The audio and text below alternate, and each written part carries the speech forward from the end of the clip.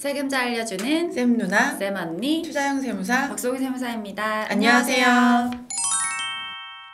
오랜만에 저희가 영상을 준비했습니다. 네, 오늘 저희가 준비한 소식이 정말 중요한 양도세 소식이 있어서 영상을 준비했는데요. 어떤 내용이죠? 네, 다주택자 양도소득세 뭔가 변화가 있을 거라고 저희가 생각을 많이 했는데 드디어 변화의 조짐이 있습니다. 네, 바로 어제 5월 9일 날 발표됐는데요. 지금 오늘 취임식이 이제 끝났겠네요. 네. 윤석열 정부가 새롭게 들어오면서 다주택자 중과 완화를 인수위원회에서 계속 얘기를 했었는데 드디어 법안이 발표가 되었습니다. 네, 크게 세 가지로 요약할 수 있는데요. 어떤 내용인지 하나씩 살펴보도록 하겠습니다.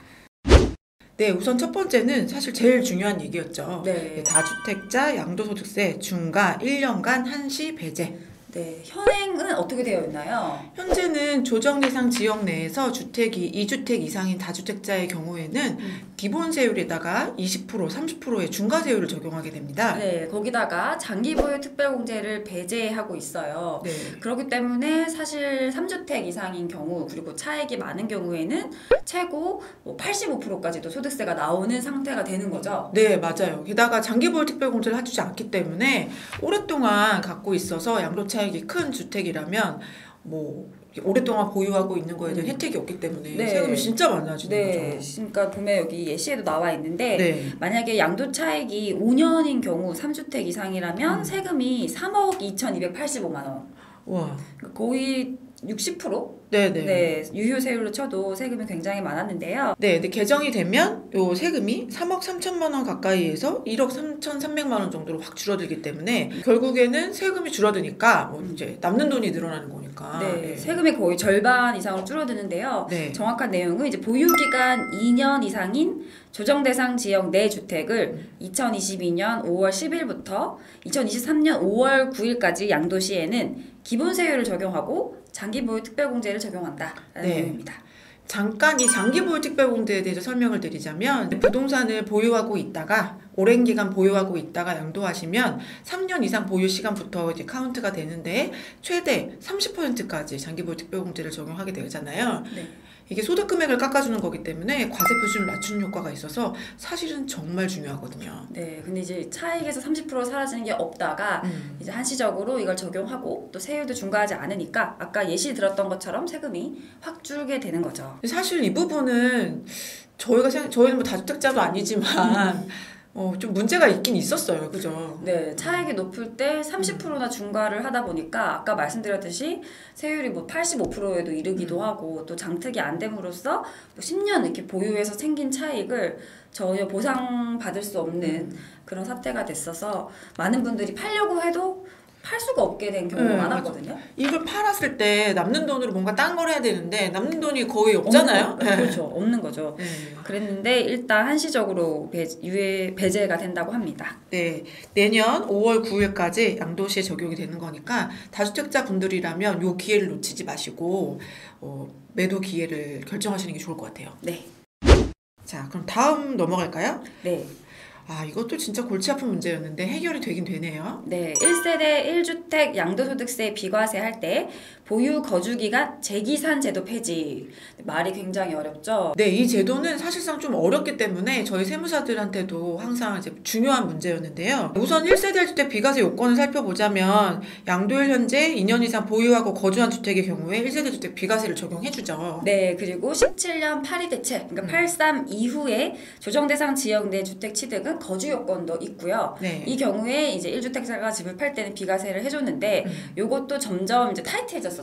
네, 왜냐하면 언제부터 1주택 보유기간을 산정할 거냐 요게 이제 뜨거운 문제였는데 현재 법으로는 1주택이 최종 1주택이 된 날부터 1년을 카운트하겠다 이렇게 했었죠. 네, 다주택자의 경우는 집을 다 팔고 순수한 1주택의 기간만 다시 계산하겠다라는 문제 때문에 그럼 집을 팔더라도 남은 집은 다시 또 2년을 기다려야 되고 그렇죠. 이런 문제들이 있었어요. 네, 이놈의 기산점 문제 때문에 아주 무수한 예교가 쏟아지고 있었는데 이게 개정이 될 예정입니다. 네, 주택수와 관계없이 주택을 실제 보유, 거주한 기간을 기준으로 보유기간, 거주기간을 계산하여 1세대 1주택 비과세를 적용합니다. 현행으로, 과거로 돌아가는 거죠? 네, 사실 뭐 간단해지는 거예요. 이 집 자체의 보유기간과 거주기간을 따지는 거지 최종 1주택 개념은 이제 없어지는 거죠. 네, 최종 1주택이 있다 보니까 이게 세대가 같이 있다가 떨어지는 경우부터 시작해가지고 다양한 케이스들이 굉장히 많았거든요. 네, 저희가 그래서 살펴볼 때 이것 때문에 진짜 너무 힘들었잖아요. 네, 예전에는 당연히 그 집을 기준으로 생각하고 양도 시점에 이 사람이 1주택이냐 다주택이냐 생각했으면 됐었는데 그런 게 다 사라지고 그렇죠. 네. 새롭게 세법 공부하는 기분이었어요. 네. 네. 근데 어쨌든 이게 해결이 되었기 때문에 요거는 아까 그 중과 배제처럼 한시적으로 적용하는 게 아니라 그냥 폐지하기로 했거든요. 재계산하는 문제를. 그러니까 좀 이제 간단하게 생각하셔도 될 것 같습니다. 예시를 한번 들어 살펴보겠습니다. 3주택이 있는 사람이 집을 뭐 A주택 팔고 B주택 팔고 나서 2년을 기다려야 돼요. 그래서 23년 1월 1일 날에 집을 다 팔았다면 다시 남은 집을 비과세 받기 위해서는 2년을 더 기다려서 25년 1월 1일 이후에 비과세가 가능한 거죠. A, B, C가 있었는데 A, B를 다 판 게 23년 1월 1일이라면 2년이 지나야 비과세가 되니까 이놈의 비과세 효과는 25년 1월 1일이 되어야 얻을 수 있다는 거예요. 네, 그거 굉장히 오래 걸리고 1세대 1주택 비과세가 굉장히 중요하기 때문에 사람들은 집을 팔지 않겠죠. 근데 이제 바뀐 법에 따르면 A, B를 팔았는데 그게 23년 1월 1일에 A, B를 팔았다면 C를 당장 팔아도 된다. 맞아요. 거네요. 네, C라는 집이 이미 2년 이상 보유했다라고 하면 그 집이 요건을 충족한 거기 때문에 양도 시점에 1주택이고 그럼 1세대 1주택 비과세가 된다. 과거에 이렇게 했었죠. 네, 맞아요. 이게 21년 1월 1일에 새롭게 그 최종 1주택이라는 개념이 도입되면서 이 기산 문제가 계속 있었는데 어쨌든 이렇게 해결이 되면 이 C주택, 마지막 남아있는 주택 자체로 언제 동안 보유했는지, 거주했는지 여부를 판정해서 비과세 적용이 된다. 이렇게 생각하시면 될 것 같습니다. 네. 네, 세 번째로는 이제 일시적 1세대 2주택 문제입니다. 이제 네. 1세대 1주택 비과세랑도 엮여 있겠는데요. 이제 사람들이 집을 뭐 사고 팔고 이사하면서 생기는 일시적 1세대 2주택 기간 동안에도 비과세를 적용해 주는데 그것도 좀 타이트했었죠. 네, 이게 최근 한 4년 동안에 기간이 계속 줄었어요.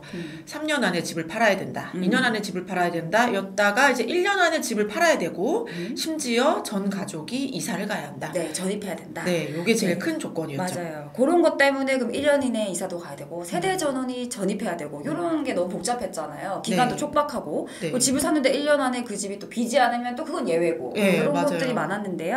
그게 싹 사라지나요? 네, 사라집니다. 사라지는데 3년으로 돌아가는 건 아니고요. 1년이었던 게 2년으로 돌아가고 전입 요건은 없어집니다. 네, 그래도 이것도 결국에는 마지막 개정 전전으로 돌아가는 거죠. 네. 조정예산 지역 내에서만 원래 2년이었다가 1년으로 줄은 거잖아요. 네. 그 외 지역은 3년인 거고, 요게 1년짜리가 다시 2년으로 돌아간 거니까 사실 현실적인 것 같긴 해요. 네, 그렇죠. 보통 전세 기간이 2년이니까. 터울이 있고.